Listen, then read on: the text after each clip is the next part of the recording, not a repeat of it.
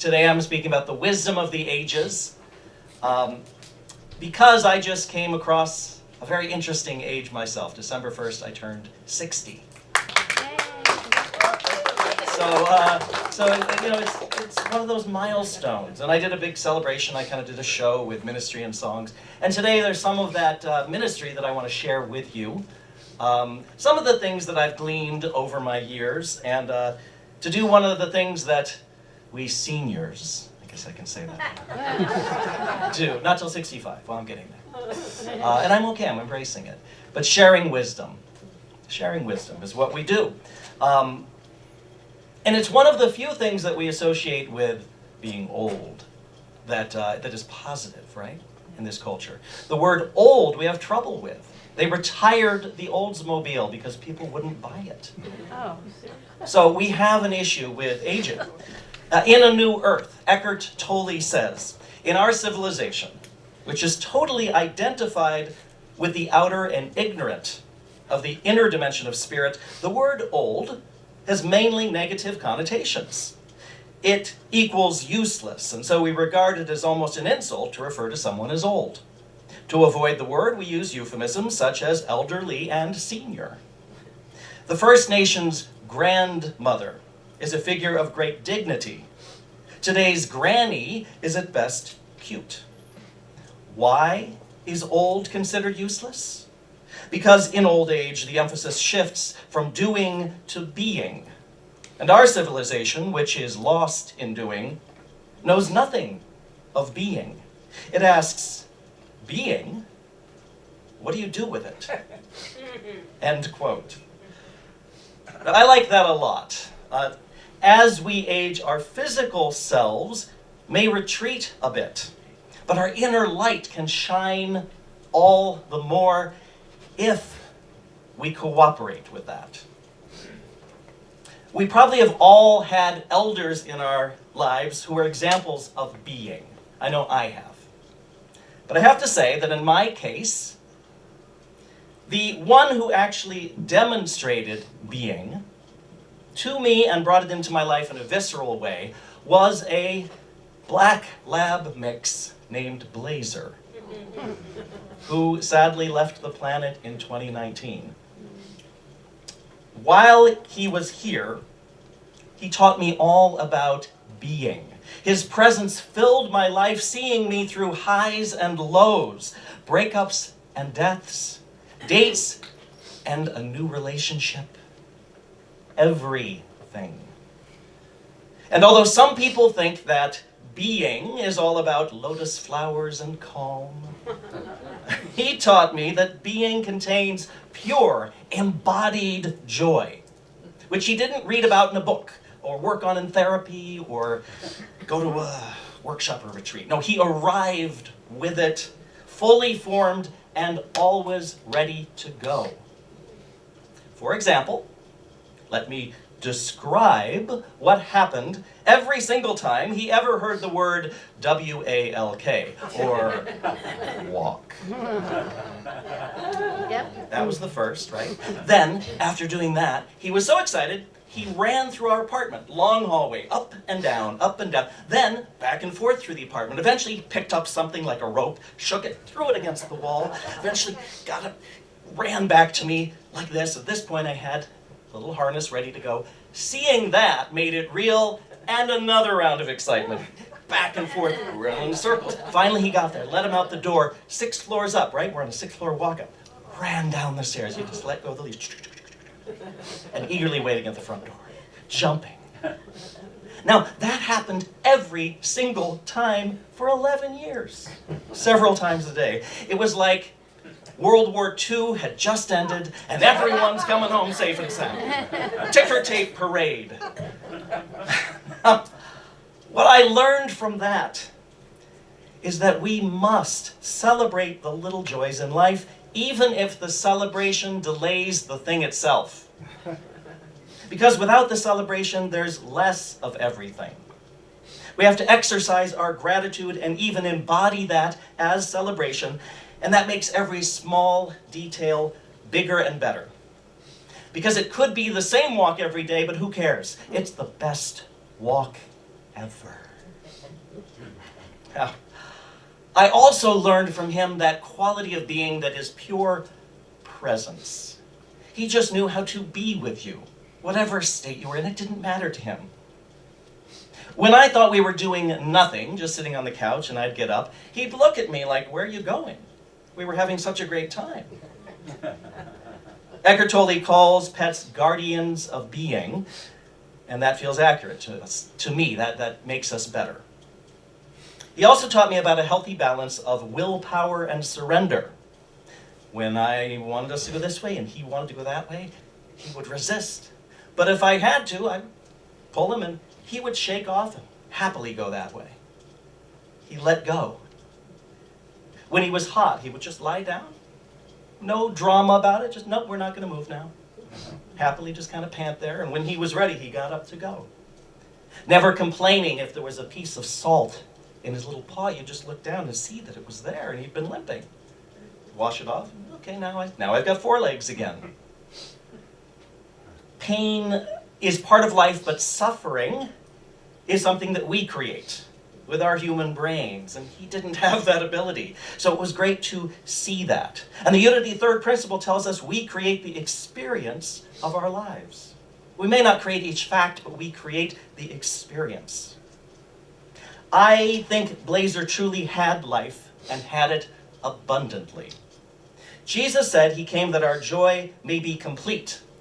And for me, Blazer pointed the way to that. And I'm not alone in feeling this way. In his book, The Universal Christ, Father Richard Rohr says that his black lab, Venus, was also the Christ for him. Now here, as we know, the Christ is not a person. We lit the Christ candle. The Christ is that highest possibility within us. And we believe that Jesus became so identified with that, he became Jesus the Christ. That those two merged. And he showed us the way, or at least a way, to do that. And remember, Jesus said that we had to be like children to get into the kingdom of heaven, a place everyone wanted to see back in his time. He didn't mean that we should be childish. He meant the mind of a child, the spirit of a child. And I think for many of us, dogs, cats provide a freshness, free of the human ego's distortion field. Seeing and experiencing the joy of life. So we have these portals into the spiritual realm, the realm of full being, pets, children, nature, arts. And we can find what these are for us. And doing that is vital in our spiritual practice, I think, so that we are experiencing life as a holy and joyful experience. Not always happy, mind you. Joy is deeper. But let's pause here to ask, what is the Jesus way? Well, he boiled it down for us on a number of occasions. In fact, a relative asked me recently what Jesus meant in Matthew 22 when he said, "You shall love the Lord your God with all your heart and with all your soul and with all your mind. This is the greatest and first commandment. And a second is like it. You shall love your neighbor as yourself. On these 2 commandments hang all the law and the prophets." Well, first, of course, we want to understand what we mean by God, and in unity, God is an energy, a force, the force of goodness itself. So it's not that God is good, God is goodness itself. God is power itself, love, compassion itself. I also like that concept that you'll hear in 12-step programs of a higher power. Higher than perhaps what you've conceived before, but also higher than our limited selves. And it's a high vibration, so it's literally a higher power than this. And most important, I think God is not an idea to debate, but a living experience, a relationship, something that feels connected to our full self, our highest self. So devote yourself to this highest principle with all your heart, soul, and mind. In other words, all of you. Is our heart in alignment with and devoted to this? In other words, our feelings and inclinations, are they in alignment with the God of our understanding?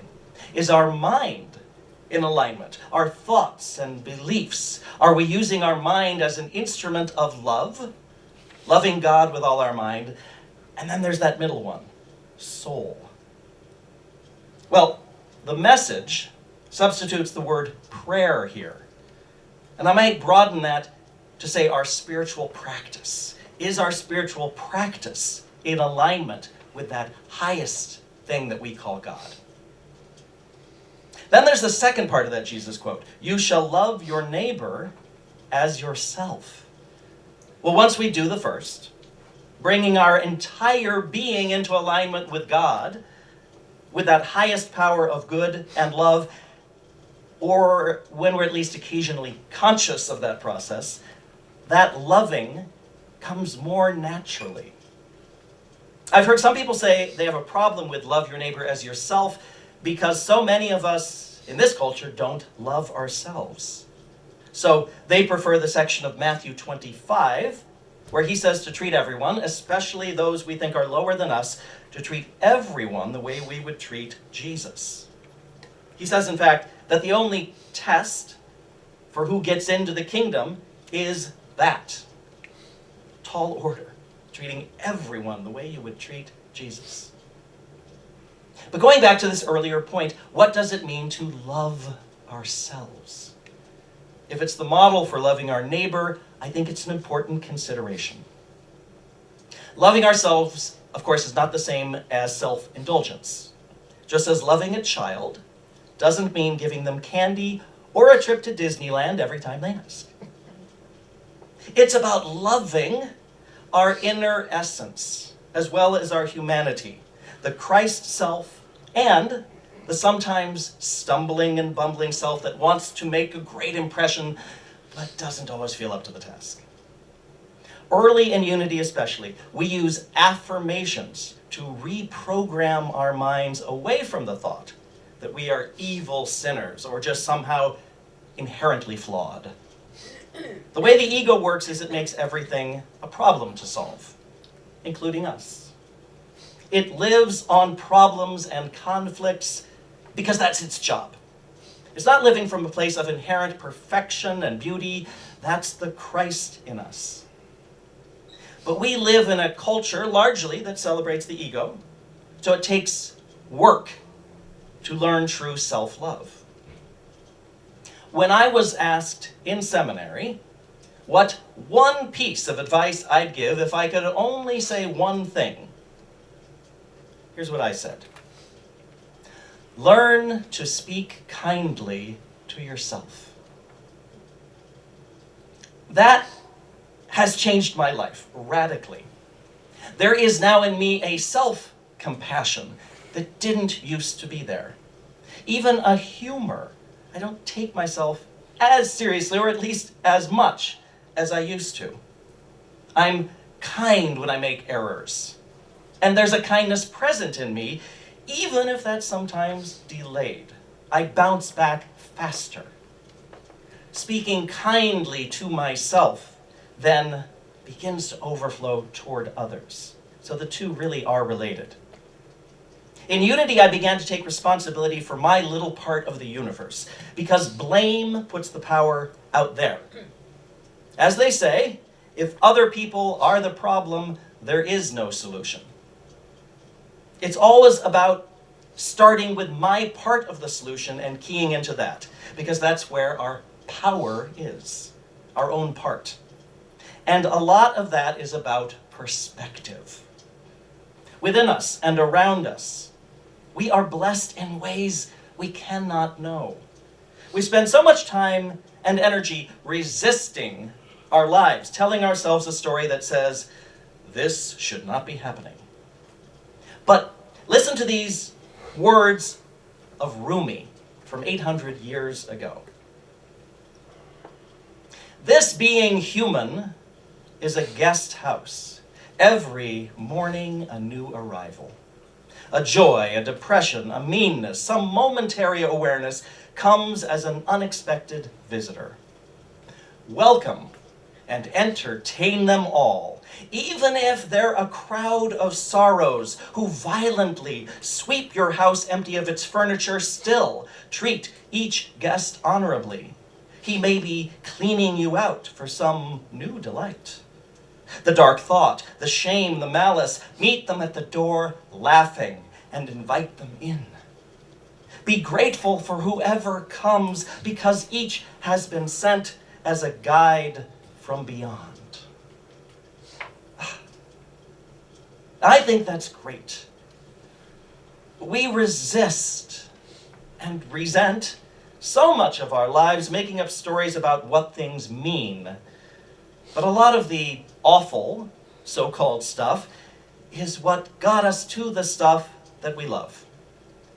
I realized a while back that most of the true pleasures of my life trace back to a really tough breakup in the 90s and all the personal growth I sought out because of that pain. If I'd stayed in the relationship, instead of walking the painful path of a breakup, I would literally not be here today. Would not have most of the blessings of my life. Unity, Blazer, Joseph, our house, our new community, my ministry, my artistic journey, and I wouldn't know any of you. There's no sense in playing Jenga with our lives, imagining that if we just took out that one thing, everything would be better. No, the whole thing could collapse. And that is often true of the present as well, when we resist and resent our present circumstances. So I'm not saying accept everything in your current life and make the best of it, or love every detail of your past no matter what. I'm saying let's watch the story. Watch the assumptions and resentments, then choose from a place of peace if a change is needed. And if it feels like your Jenga set just collapsed, remember Rumi, that the universe may be clearing you out for some new delight. And that may be true of our world too. If you're not happy with the state of our world, note that. Feel the feelings. See if you're led to any positive, peaceful, and productive actions in keeping with what we learn here, loving our neighbors and even our enemies. Watch the story. Detach a bit from everyone else's story about it. Again, feel sad for a bit if needed. I do let myself feel sad in my personal life and about world events. But at some point, sooner than I used to, I come in with a higher voice. If I silence the frightened voice too soon, it's like telling a frightened child to shut up. We need self-compassion to be the loving parent. Like we do as prayer chaplains, we start by acknowledging where we are before redirecting toward a higher view. So there's self-compassion in me now, 60 years in. I've even approached loving my enemies, which starts with those enemies inside me. Those parts of myself that I've disowned and disavowed. As I've come to peace with those parts, I've been less likely to react to others who have those qualities, and more able to be at choice to respond rather than react. And then it becomes natural to love others, because I'm already loving those tricky parts of me that are in the world.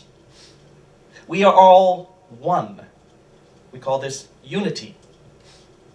And so we move from the first person singular, from I, to the first person plural, we.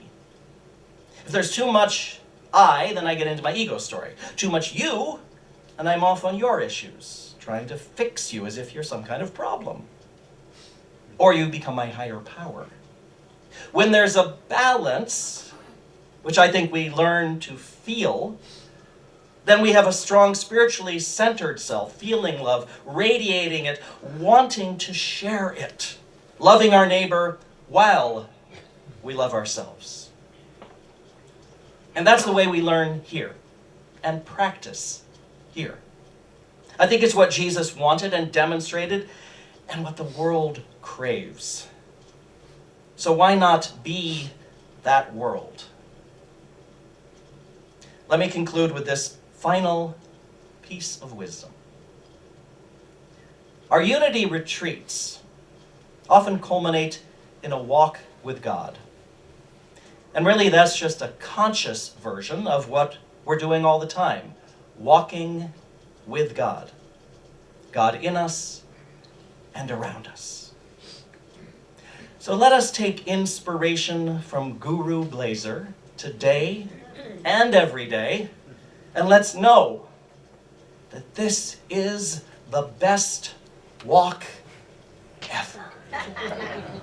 Thank you.